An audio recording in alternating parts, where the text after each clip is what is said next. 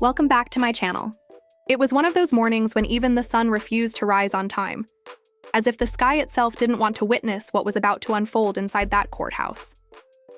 The air in Flagstaff carried a chill heavy with secrets, the kind that had been whispered behind locked doors for years. Inside, the courthouse smelled of old wood and truth.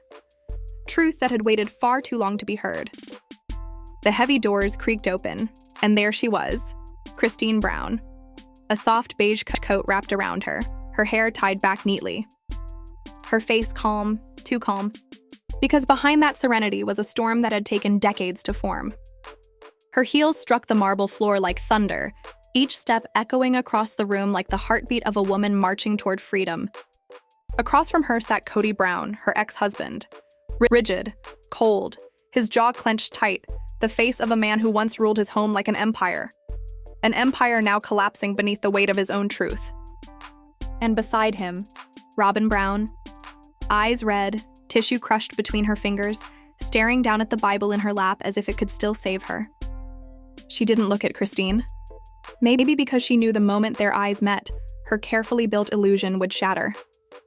In the second row sat Mary and Janelle, silent witnesses to a reckoning they'd long seen coming.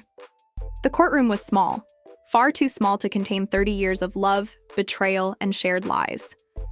At exactly 9 a.m., Judge Harper entered, a woman in her late 50s, sharp-minded, sharper-tongued. She adjusted her glasses, glanced down at the file, and then up at the faces of what was once called a family. "Court is in session," she declared. "This is the case of Brown versus Brown, estates, property, trust, and suspected misappropriation of assets." The last 4 words struck like a thunderclap. Misappropriation of assets. For most families, this would have been about money. But for the Browns, it was about faith, legacy, and loyalty twisted into betrayal. Kody rose slowly. Her attorney, Andrea Fields, gave her a small nod of courage. Kody's hands trembled as she adjusted the microphone. "Your Honor," she began softly, her voice steady but filled with old pain. "I never imagined standing in a courtroom against the man I once believed was chosen by God to lead us. But I'm here because silence has a cost, and truth must finally be spoken." Reporters scribbled furiously. Cameras clicked. Kody's gaze locked on Kody. "For years," she continued, "I was taught obedience meant faith, that silence meant loyalty, and that questioning meant sin. But silence cost us everything: land, trust, respect." "Objection," Kody's lawyer barked. "We're not here to debate religion." Judge Harper raised her hand. "Overruled. Emotion and motive often walk hand in hand. Proceed, Miss Brown." Kody nodded. "I'm not here for revenge," she said, voice trembling with conviction. "I'm here for freedom from decades of silence." Those words cracked through the courtroom like lightning. Mary looked down. Janelle blinked back tears. Robin bit her lip until it almost bled. Kody's tone grew firmer. "For 27 years, I built this family. I raised children, I shared homes. I believed in equality. But I learned that equality was only spoken, never practiced." Kody shifted in his seat, jaw tightening. Andrea, Kody's attorney, stepped forward. "Your Honor, my client will present proof that assets and land, once held under the Brown family trust, were altered without the consent of all parties. Names erased. Deeds rewritten. Ownership quietly shifted into only 2 names." Judge Harper leaned forward. "And those 2 names are?" Andrea's voice cut cleanly through the silence. "Kody and Robin Brown." A sharp gasp came from Janelle. Kody slammed his hand on the table. "That's a lie. I didn't steal anything. I consolidated property to protect this family." Andrea folded her arms. "Protection? You mean erasing your wives from what they built?" Robin whispered urgently. "Kody, stop!" But he didn't. His fury was spilling over. "You think I wanted this?" he shouted. "I provided for everyone. I was the only one keeping this family together." Judge Harper's gavel cracked through the chaos. "Sit down, Mr. Brown. This is not your pulpit. It's a courtroom." The silence that followed was suffocating. Kody rose again, voice soft but devastating. "You took us, Kody, but only where you wanted to go. You forgot we had feet, too." The courtroom went utterly still. Judge Harper exhaled slowly. "This court will hear all testimonies. But remember, this case isn't just about property. It's about truth." A brief recess followed. Christine sat down and Janelle leaned over. "You did good," she whispered. Christine smiled faintly. For the first time, her silence wasn't submission. It was strength. Across the room, Robin leaned toward Kody, whispering sharply, "She's trying to destroy everything we built." Kody stared ahead, voice low and hollow. "No, she's just revealing what we tried to hide." As the Arizona sunlight streamed through the windows, Christine walked past the reporters waiting outside. Cameras flashed, but she said nothing. Her silence now spoke louder than any sermon. Because in families built on lies, truth doesn't destroy. It reveals. And once revealed, nothing can ever be the same again. Nothing can ever be the same again. The courtroom lights dimmed slightly as Andrea Fields clicked the remote. The projector flickered to life, bathing the polished wood walls in cold, sterile light. "But this," she said, pointing toward the glowing screen, her tone slicing through the silence like a blade, "is the revised one, recorded only 6 months later. Observe the contrast." The words carried an almost chilling precision. Every reporter leaned forward, pens suspended midair. Even the gallery seemed to breathe slower. Christine sat beside her attorney, her pulse racing, hands clasped so tightly her knuckles turned white. She knew what was coming, but knowing didn't make it any easier. On the screen appeared the new property deed, the revised document. And there it was, 2 names, only 2. Kody W. Brown, Robin L. Brown, the rest, gone. Mary's eyes fluttered shut, her lips parting as if to whisper a prayer that never came. Janelle's mouth fell open slightly, disbelief flooding her expression. She had known betrayal, but not like this. Not on paper. Not legalized. Andrea continued, her voice crisp yet calm. 4 parcels of land, Your Honor, discreetly retitled. Each transferred from a shared family trust, once held by 5 adults, into the possession of 2 names only. No signatures from the other wives. No consent. No communication. No justice. The air grew heavy, charged with the kind of silence that comes before a storm. Cameras zoomed closer. The truth was finally being televised. Kody's attorney, Daniel Reed, shot to his feet. "Your Honor," he barked, "there is no evidence of misconduct here. Transfers within family holdings are standard practice. My client was merely preserving the family assets from unnecessary scrutiny." Andrea didn't flinch. Her gaze was steady, ice cold. "Then perhaps Mr. Brown can explain," she said smoothly, "why there is no record of legal counsel or consent filed with those changes." Daniel hesitated, lips parting but no sound coming out. His eyes darted toward Kody, silently pleading for a lifeline. Judge Harper leaned forward, voice low but commanding. "Mr. Brown, did you submit these changes in person?" Kody tugged at his tie, the picture of discomfort. "I did, but it was strictly administrative," he said, forcing a calm tone. "Nothing nefarious. We needed to adjust assets for tax purposes." Christine's composure snapped. "Trust purposes?" she echoed, her voice sharp enough to cut the air. "You mean taking me, Janelle, and Mary off the deeds while we were still paying for the property you claimed was ours?" Gasps rippled through the gallery. Robin turned sharply, her face flushed. "Christine, stop dragging this out," she hissed. "Kody was acting in everyone's best interest. You left. You forfeited your rights when you walked away." Christine's voice rose, trembling with fury. "I walked away from lies, Robin, not from land that we built together." The judge's gavel slammed down, echoing like thunder. "Order!" The next outburst from either side, and I will clear this courtroom. Silence fell again, broken only by the faint hum of the fluorescent lights overhead. Andrea nodded to the bailiff. "Your Honor, the plaintiff calls Mrs. Janelle Brown to the stand." All eyes turned as Janelle stood, taking a long, steadying breath. She walked with quiet dignity, the kind that comes from years of surviving disappointment. But her eyes told a different story. Exhaustion, heartbreak, and a quiet rage that had been caged too long. She raised her hand, swore the oath, and took her seat. Andrea approached softly. "Mrs. Brown, can you tell the court your role in the Brown Family Trust?" Janelle nodded.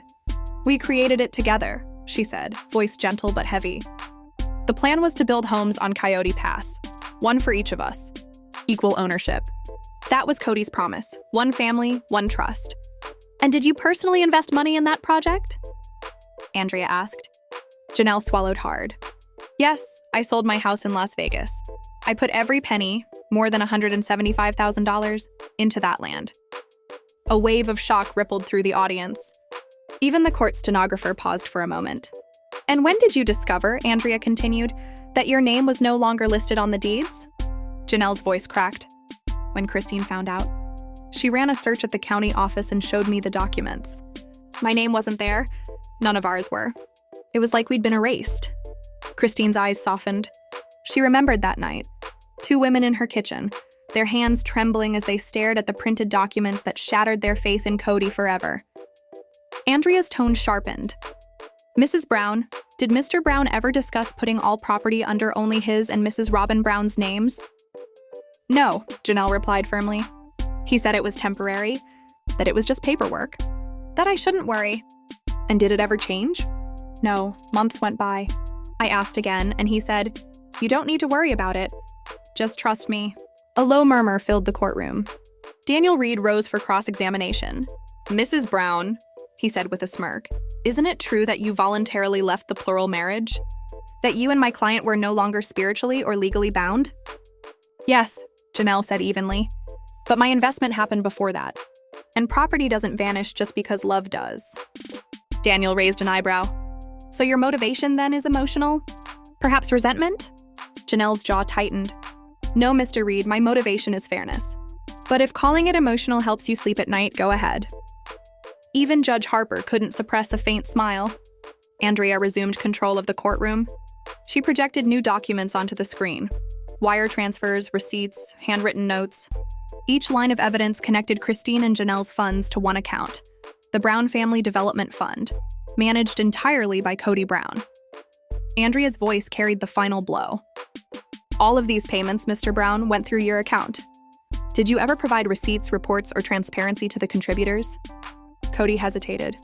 "We weren't a company," he said, voice lowering. "We were a family." Andrea stepped forward. "A family doesn't erase its members from legal ownership, Mr. Brown." Judge Harper lifted a hand. "Counselor, keep it factual." Andrea nodded. "Yes, Your Honor. Let the record show that while multiple wives contributed financially, the property was retitled to one couple. And the motive," she held up a sealed envelope, "may become clearer with this." She handed it to the clerk. A notarized affidavit from the county office. All document transfers were signed within 24 hours of Mrs. Christine Brown's filing for separation. A collective gasp erupted. Christine's eyes filled with tears. "So it was intentional," she whispered. Robin shot up, panic flooding her face. "That's not fair. We didn't even know she filed." Christine turned to her, voice trembling but powerful. "You knew, Robin. You always knew." The courtroom buzzed again, whispers building like a storm. Judge Harper's gavel crashed once more. Enough, the facts speak for themselves. As Janelle stepped down, she paused by Christine, squeezing her hand gently. "You're doing the right thing," she whispered. Christine nodded faintly, but her eyes stared ahead, distant, haunted. Because deep down, she knew this wasn't about property anymore. It was about survival. Andrea gathered her files. "Your Honor, the plaintiff rests for today." "Very well," Judge Harper replied. Court adjourned. The benches scraped as everyone stood. Kody leaned toward Christine, voice low and venomous. "You've turned our family into a circus," he hissed. Christine met his eyes without flinching. "No, Kody, you did that the day you signed those documents." Robin pulled at his arm, tears streaking her face. "Let's go," she whispered. As the courtroom emptied, Mary and Janelle stayed behind, standing beside Christine. 3 women, once silent, now united. They didn't speak. They didn't have to. The truth hung thick in the air, too heavy to ignore. When the doors finally closed, Christine's voice broke the silence. Soft, trembling, resolute. "Secrets only stay hidden when no one dares to look. And I'm done looking away." The camera would fade to black here, the second act ending not with victory, but with revelation. Because once truth surfaces, it never sinks again. Because once truth surfaces, it never sinks again. Andrea stepped forward, her voice steady yet solemn. "Mrs. Brown, how long were you married to Mr. Kody Brown?" Mary looked down at her hands, fingers trembling slightly as she replied, "More than 30 years." The courtroom fell still. The weight of those 3 decades hung in the air like a ghost that refused to leave. Andrea nodded gently. "And during those 30 years, were you involved in the family's financial discussions?" Mary hesitated, a faint, tired smile crossing her lips. "Yes, I was. At least I tried to be. In the beginning, we all did. Back when things were still about family, not control. She paused, her voice softening as if speaking to herself. But as the years went on, it changed. Kody and Robin began managing most of it. The rest of us were slowly pushed aside. Andrea leaned forward. Can you explain what you mean by managed, Mrs. Brown? Mary took a long, deliberate breath. It was as if we just faded away. He stopped asking our opinions. He'd just come in and announce decisions. This is how it'll be, he'd say. I thought maybe he was protecting us, keeping things organized. But now I see it wasn't protection. It was isolation. He cut us off one by one. The courtroom grew heavy. Even Kody sat motionless, eyes darting downward. Andrea's voice lowered. Mrs. Brown, did you know about the property transfers? Mary's lips trembled. Her answer was barely audible. Yes, I did. Christine's heart sank. The words hit her like a blade. Andrea stepped closer. Then why didn't you say something, Mrs. Brown? Mary's eyes shimmered. Because I was scared, she said, her voice breaking. Scared of losing what little family I had left. Scared of being disloyal. Kody told us it was for the good of the family, that if we trusted him, everything would be all right. Across the room, Christine's eyes welled up. You saw it happen, Mary. You knew. Mary turned toward her, tears spilling freely now. I did, and I regret it. Every single day. Kody shifted in his seat, muttering under his breath. Oh, come on, Mary. You knew the risks. You signed off on everything. Before anyone could respond, Judge Harper's sharp voice cut through the air. Mr. Brown, you will wait your turn to speak. But Kody was already rising from his seat, unable to contain himself. This is insane. You're all rewriting history. I wasn't betraying anyone. I was protecting what we built. Christine stood abruptly, anger trembling in her voice. Protect it? You removed us from it, Kody. The judge's gavel slammed down twice. Order, both of you! The courtroom went quiet again, the silence thick with unresolved years of love, betrayal, and pain. Andrea continued calmly. Mrs. Brown, do you have any written or recorded evidence of these discussions? Mary shook her head.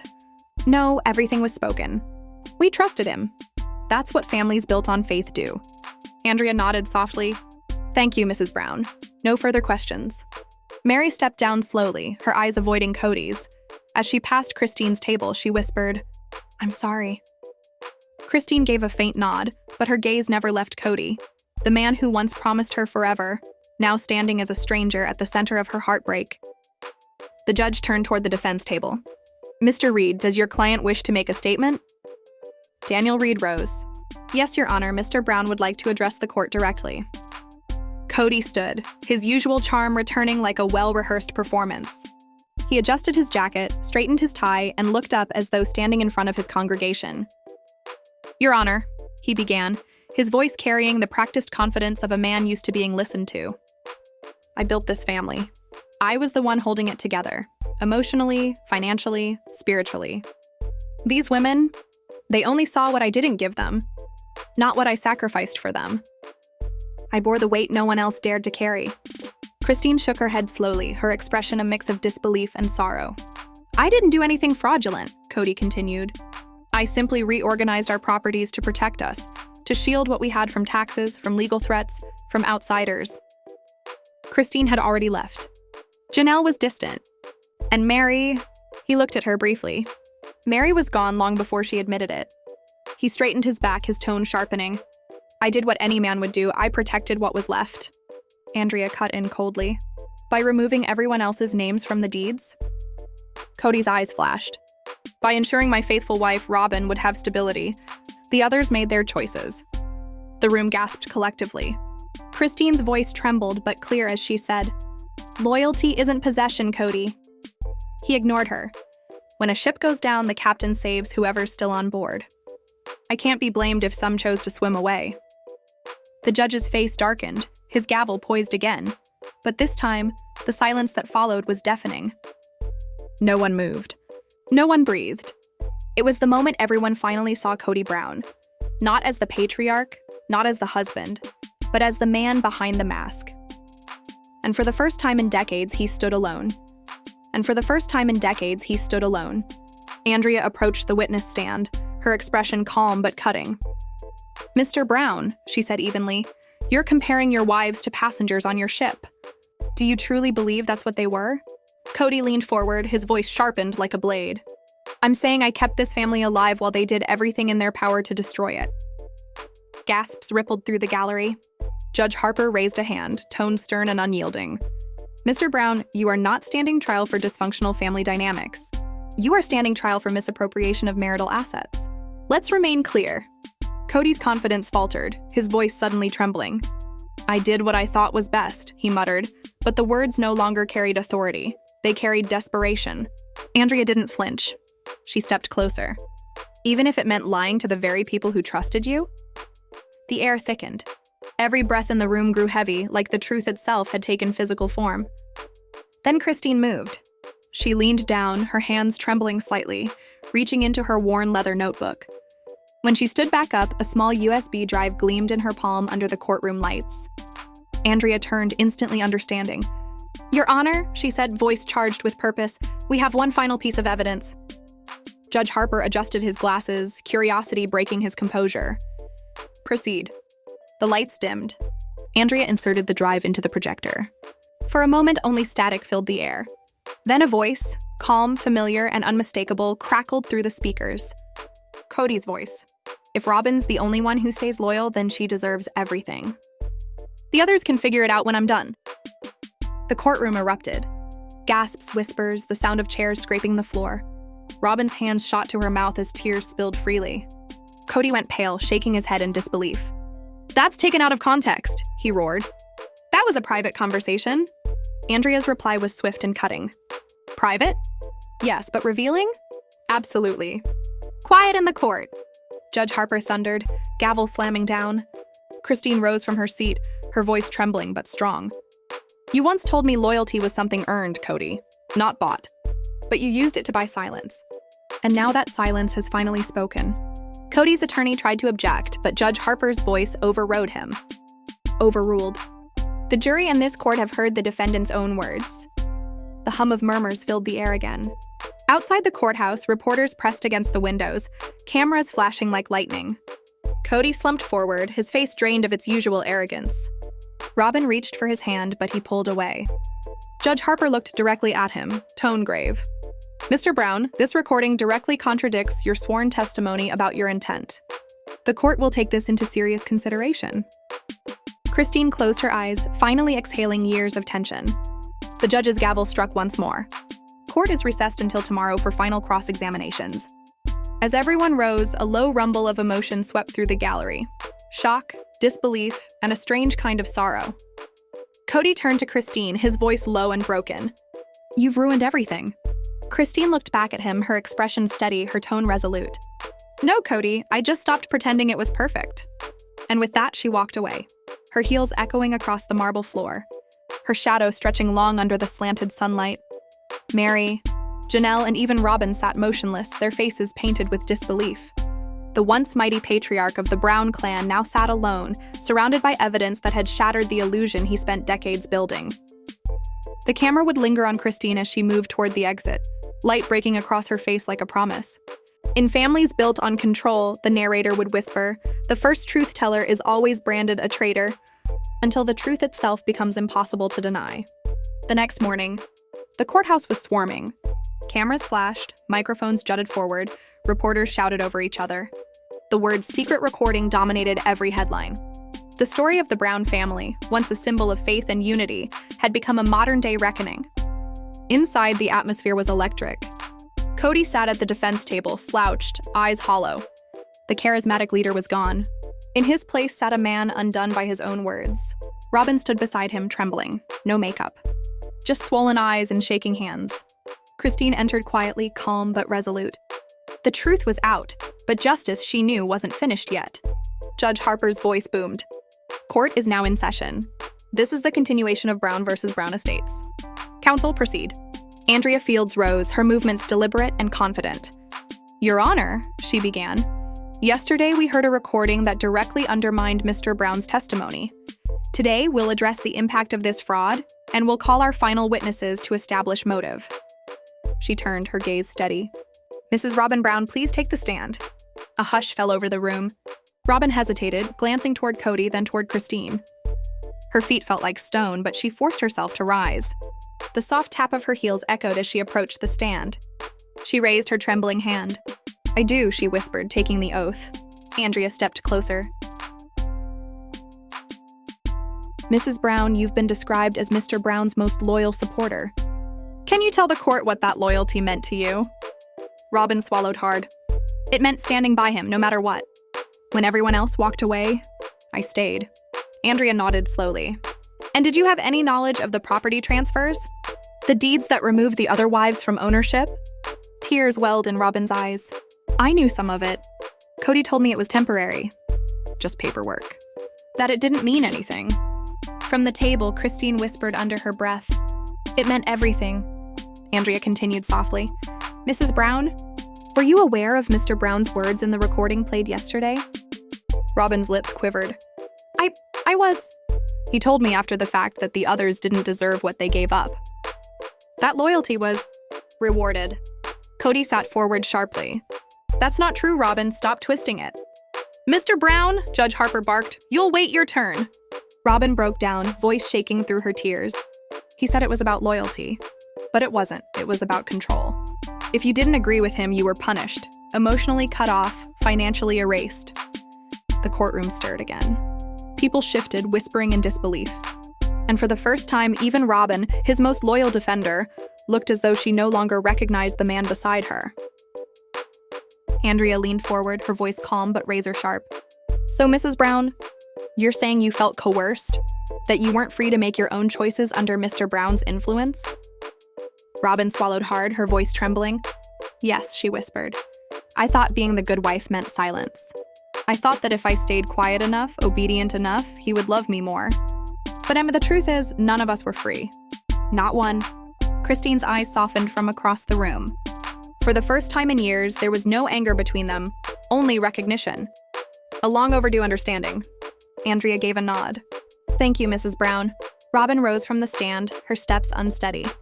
Before sitting down, she turned toward Christine, eyes glistening. "I'm sorry," she said quietly. "For everything." Christine said nothing. She only nodded, a silent forgiveness that spoke louder than words. Andrea faced the judge. "Your Honor, the plaintiff calls Mrs. Janelle Brown for rebuttal testimony." The room stirred. Janelle walked forward, steady but tired, her shoulders heavy with years of quiet endurance. She adjusted the microphone and looked directly at the jury. Andrea began, "Mrs. Brown, having just heard Mrs. Robin Brown's testimony, what do you think about Mr. Brown's management of the family finances?" Janelle drew a slow breath. "It wasn't management," she said firmly. "It was manipulation." The room went still. Even the clicking of pens stopped. She continued, her voice gaining strength. "He used love and faith as weapons. When we questioned him, he'd say, 'You're not being spiritual enough. You're losing your faith.' So we stayed quiet. We thought obedience was loyalty. But while we were silent, he was transferring money, land, power, all into his own name." Andrea nodded gravely. "Did you ever challenge him?" Janelle's eyes darkened. "Yes, the night Christine showed me the deeds. I confronted him. I said, 'Why didn't you tell us?' And he said, 'Because you'd all overreact.'" A bitter laugh rippled through the gallery. Even Judge Harper's face grew grim. Andrea's voice was soft but cutting. "And how did that make you feel, Mrs. Brown?" Janelle's words came out sharp. "Like a fool. Like I spent half my life defending someone who never defended me." She turned toward Kody, her glare unwavering. Andrea looked satisfied. No further questions. Kody's attorney, Daniel Reed, rose swiftly. "Mrs. Brown," he said, voice heavy with false sympathy, "isn't it true that my client was under extreme stress, emotionally and financially, trying to provide for a large family?" He acted out of protection, not greed. Janelle's jaw tightened. "Protection?" she repeated, voice dripping with sarcasm. "If protection means deception, then maybe you and Kody share the same definition of love." Gasps broke across the room. The tension snapped like a wire. "Enough," Judge Harper said firmly, raising her hand. "I've heard enough." She turned to Kody. "Mr. Brown, you'll have your chance to respond. Take the stand." Kody stood, straightening his jacket, his once proud posture now cracked under the weight of his own lies. Each step to the witness stand felt heavier than the last. He sat down, eyes darting between Christine, the judge, and the audience, searching for someone who still believed him. Andrea folded her arms. Mr. Brown, do you acknowledge that you deposited assets from the family trust into your name and Mrs. Robin Brown's name without the other wives' written consent? Kody shifted, his throat tight. I already explained, it was accounting. Everyone knew I was handling the finances. Andrea's tone hardened. Then why were their names deleted after Mrs. Christine Brown filed for separation? Kody froze. Silence. Mr. Brown? She pressed. He gave no answer. Andrea's voice cut through the quiet like steel. And why did you tell Mrs. Robin Brown that the others didn't deserve what they abandoned? Kody's composure cracked. Because they didn't. He exploded. They left me. Left the family. They walked away and I was left to clean up the mess while they went off living their best lives. Christine rose from her seat, her voice shaking but fierce. You don't own people, Kody, she said. You don't get to decide who deserves happiness. The gavel struck. Order! Kody's voice was raw with anger. You betrayed me, Christine. You made the world hate me. Tears glistened in her eyes, but her voice didn't waver. No, Kody, you did that when you forgot what love was supposed to look like. The room fell silent, so silent it felt sacred. Judge Harper leaned forward. Mr. Brown, she said slowly, you've shown no remorse, no accountability. This case may be about property on paper, but it's clear to this court that the deeper issue is power. And this court will not reward the abuse of power. Kody's face drained of color. Christine trembled quietly, holding back tears. Judge Harper exhaled. Court will reconvene tomorrow morning for closing arguments and final judgment. The gavel struck. Court adjourned. The courtroom erupted into chaos. Cameras flashed. Reporters shouted. Phones buzzed with breaking news. But Kody remained frozen, motionless, defeated. Robin reached for his hand, her voice barely a whisper. You turned on me too, he muttered. Her reply was soft but devastating. No, Kody, I just finally told the truth. Mary walked past him, her voice sad but steady. You demanded loyalty, Kody, but you never earned it.